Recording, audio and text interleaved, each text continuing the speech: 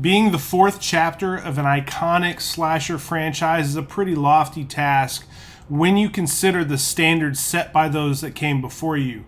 You know, Michael Myers returned in Halloween 4, and we were also promised the final chapter of the Friday the 13th saga. Over on Elm Street, Freddy had a nightmare of his own when the Dream Master came calling. And as for Leatherface, well... You sit the down and shut up. Look, they can't all be first round picks, but with the return to Woodsboro, a fresh young cast of bodies to work with, and the return of the OG 3, what could possibly go wrong with the Wes Craven led 2011 edition of Scream 4?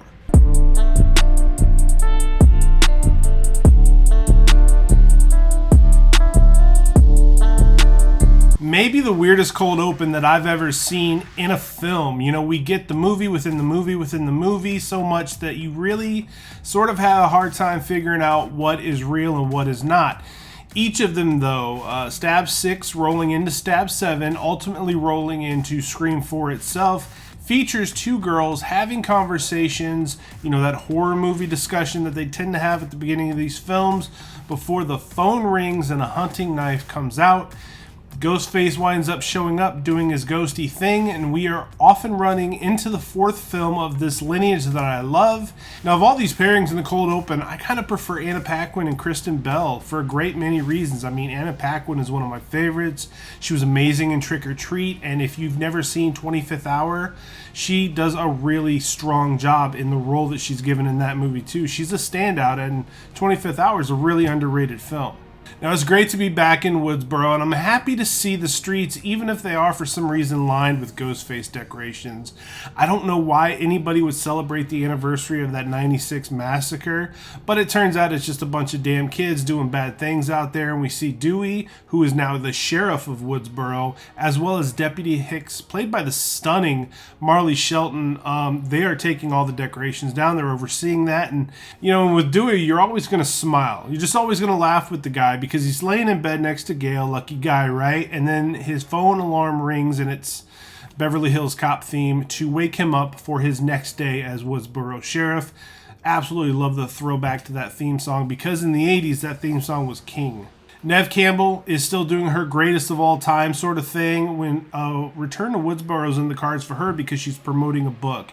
And it's through this promotion that we meet her agent, Rebecca, who is played by Alison Brie. She provides a ton of comic relief, maybe not quite what Parker Posey gave us in Scream 3, but Alison Brie, in every scene she's in, she's sort of a focal point. I mean, she just sort of draws attention to her, and we like her in this movie, and we'll get to more of her a little bit later. But that's when we start to funnel in this young crew of teenagers that look to be, unfortunately for us, the focal point of this stabby news story.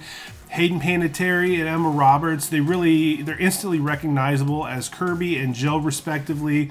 So Macaulay Culkin's baby brother Rory is here as well. He plays Charlie, the admitted Randy tribute character and cinema geek of Scream 4.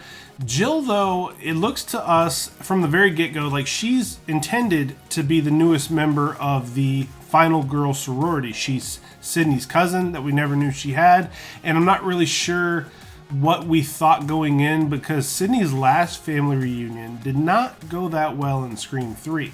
Much like in 1996, Woodsboro High is buzzing with the pair of murders that took place just hours prior the night before, and Deputy Judy, doing her deputy job, winds up tracking the phone the killer used to call the two victims to the book location, or the bookstore, I should say, where Sidney Prescott is having her book signing.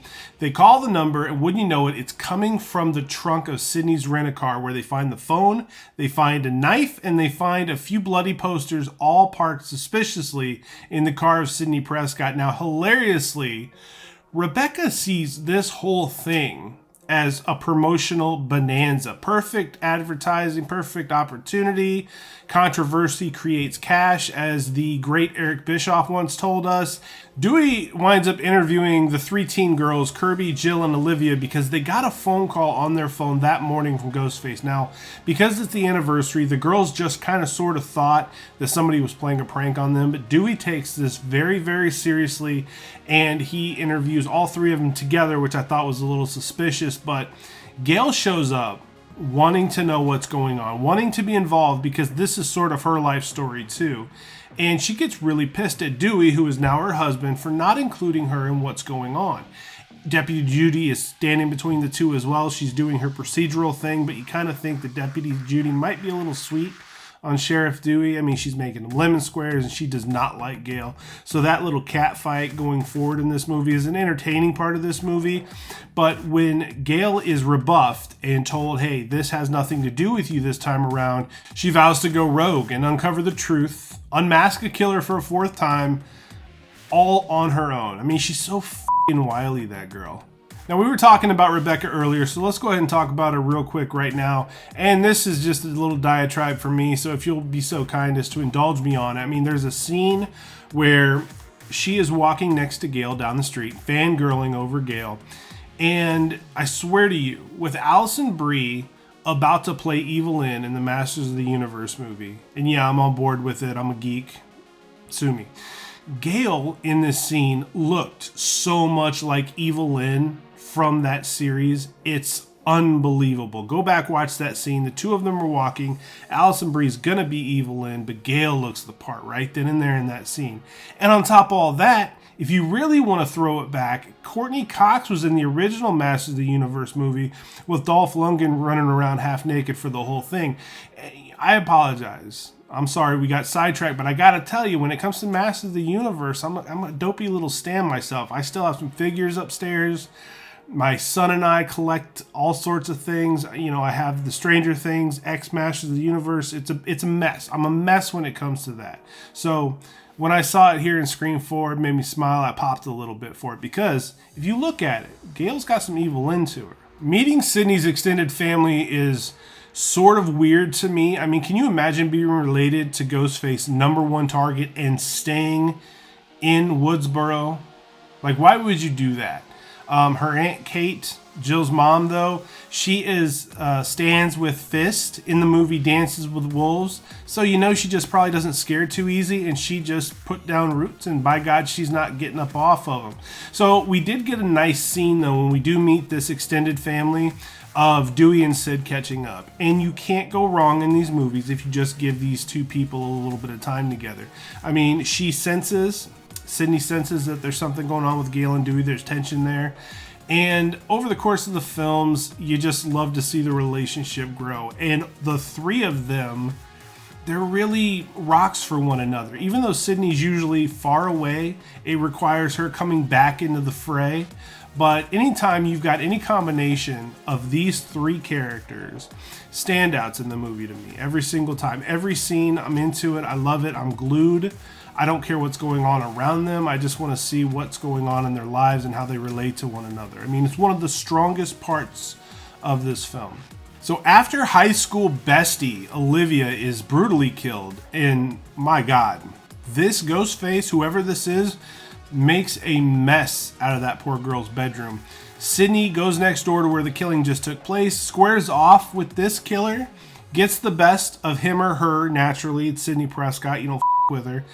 But it's at the hospital where Sidney decides she's going to fire Rebecca, because Rebecca just isn't taking any of this seriously. She sees this as an opportunity to boost those book sales and not acknowledging the fact that a teenage girl was just brutally killed in her own home. You gotta have a little bit of tact, Rebecca. I know you're going to go play a super evil character here real soon, but just show a little compassion once in a while. Unfortunately, she might get a little bit of comeuppance, because as she's leaving, as she's just been fired, she's getting out there into the parking garage and she gets a phone call of her own, and it is none other than Ghostface. Now, she got some real serious screen time here with this kill. It's one of the better scenes in the movie, in my opinion. I think the garage scene's really good. She almost makes it to the door, to the stairs to escape, but Ghosty catches her, stabs her in the gut, and stares at her as she slides down the door. It was pretty cold. Then this dude, girl, whoever's under the cloak, winds up picking this body up and tossing it off of the roof onto a TV van during a press conference talking about a murder that Ghostface just committed. I mean, surely this version of Ghostface has to be some sort of alpha badass pulling a move like that. I mean, right? It's got to be just the toughest of the tough, the biggest dude out there. Speaking of our Randy clones, Charlie and his friend Robbie, they're both in charge of cinema club at the high school, and they're all starstruck when they get both Gale and Sidney to attend cinema club. Now, it would make sense to consider these two stab-obsessed teenagers prime suspects, but with as slight and geeky as they are, I just didn't buy it in the first watch. I didn't think that they were them at all. They do tell our OGs essentially what this killer looks to be doing by attempting to remake the original franchise in their own way. And I can appreciate them framing it that way. But as with most remakes, everything here just sort of feels less than, you know, and it just feels off to me having somebody other than Randy explaining this sort of stuff to us. I just didn't like it. I wasn't there for it. I didn't get it. It's a gripe of mine. It's a pretty significant one because I think once you take Randy off the board for this franchise, everybody else is living in a really big shadow. Now, one of the big set pieces and coolest scenes for me is the barn that the annual Stabathon takes place in. Teenagers from Woodsboro, they gather to get hammered drunk and watch all the Stab movies back to back to back.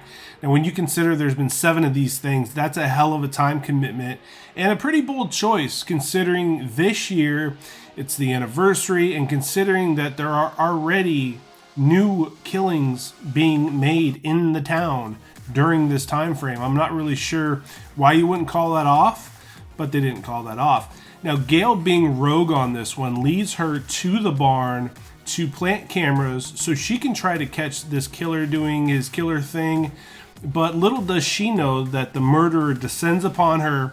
She gets some shots in, but ultimately she gets stabbed in the shoulder. And I love Dewey, and he's a sheriff, and he's probably got tons of time on the range, but he misses some wild shots when he's trying to cap this guy or this girl in this Ghostface costume, trying to off his wife. He just misses, and he doesn't miss by a lot. He misses by a hell of a lot. And this scene leads us back to Kirby's house for the climax, or one of the 2 climaxes to this movie that we will wind up getting. And before we get to the good, the bad, and the ugly about Scream 4, there are 2 cops here that remind me so much of the duo from Halloween 5, without the circus music behind them, of course. And for me, it drags the film down a rung or two. They're both good actors. Anthony Anderson and Adam Brody gives us some comedy relief, but it was a bit too much for my liking. For example, spoiler alert, Anthony Anderson's cop does not live. He gets stabbed right into the forehead, knife buried to the hilt, hunting knife, right into his forehead, through his skull, into his brain. And he still manages to climb out of the cop car, swing wildly at the air, cuss a little bit, collapse, and then take Bruce Willis's name in vain. You're getting a point deducted just for with Bruce. You can't do it.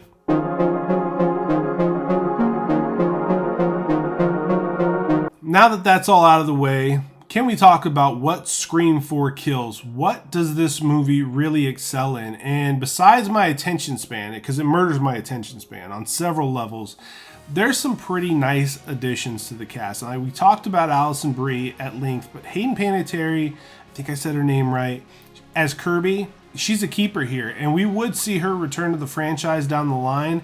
She just looks different. She's got a different presence about her.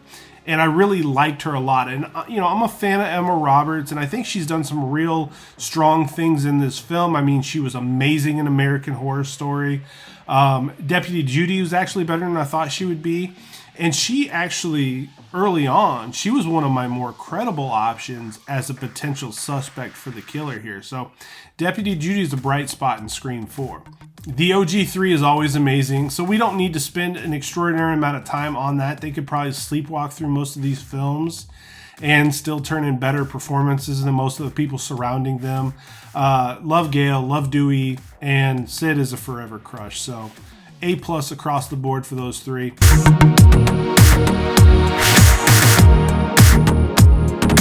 Now, what killed this movie is a different story entirely. A hell of a lot killed this movie. I mean, the killer reveals sucked. That's number one. I mean, we're back to 2 killers now, and I didn't really hate that. I knew they were going to go back to it at some point. They're going to mix it up here and there, and I'm excited to see what they do with Scream 7, how they decide to give us how many designated killers. But, neither revealed killer ever looked as tall as, once you know who they are and then you go back and watch the movie again, whoever's killing these people in these scenes is a lot taller than either one of these two. And it's a gripe. I get it. It's nitpicking. I understand it. But, Rory Culkin, cat's out of the bag. Spoiler alert. He's a Randy wannabe that blew his shot with Kirby for a quick kiss and a double stab with a knife in the heart from Jill. Love Emma Roberts. Like I said, I mentioned before, she's one of the best parts of a really great horror series, an American Horror Story. But I didn't buy any of this. I need fame so bad. I'm going to kill my friends. I'm going to kill my mother. And I'm going to put myself in harm's way across the board on so many different levels. I mean, she looks rightfully insane during the climax of this movie, and there's a scene where she's in the hospital at the very end. She's pointing a gun at the OG3, and she's giving us a diatribe, a little spiel about what's going on, and she's got like one brown contact and one blue contact. Her eyes are 2 different colors. She looks nuts. Really, really good. She's not bad in this movie at all. I just didn't buy it. If she's going to be the killer, cool. Just don't make her Sidney Prescott's cousin. The whole thing was a little too convoluted for me. Now, this felt like a stab movie to me. And what I mean by that is it felt like we were getting a copy of a copy. And, it's similar, but it's not quite as sharp as the original or even polished at all. The cast was stale. I didn't dig them. I cared almost about none of them. And, again, to make a horror movie work, to make it effective, and to be scared, you've got to care about the well-being of your characters. And I didn't give a shit what happened to any of these folks. I got to be honest with you. And, I got to tell you, I remember with every single rewatch of this one, I got really bummed out because I felt like this was the end as we knew it of the Scream franchise. I didn't really know where they could go from here. I felt like they completely crashed on the runway, and there was no salvaging anything from this point, because this isn't the worst horror movie I've ever seen, and I know some people that really like this movie, but this is far and away just a major miss for me out of a story and a franchise and a killer and a lineage and just characters that I really love. I mean, Wes Craven, he doesn't really fumble a lot, and this one he just kind of fumbled a little bit. So it's not going to age gracefully for me. It's my least favorite Scream. It's the one I'm least likely to rewatch. It's a 5 out of 10. It does have some points that are worth checking out. I mean, if you're watching it, you have some things to look forward to. And then once you're past those, you're literally counting the seconds until another memorable person or person you enjoy watching on the screen comes back to you. But it's one of those kind of films. And it's like a 2-hour runtime too. It feels like it takes forever.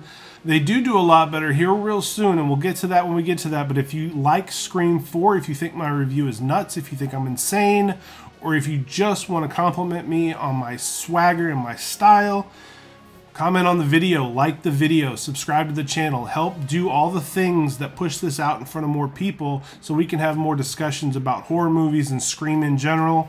I appreciate you guys taking the time to watch this. I'm Matthew Essex. This is Aging Gracefully. I'll see you guys on the other side.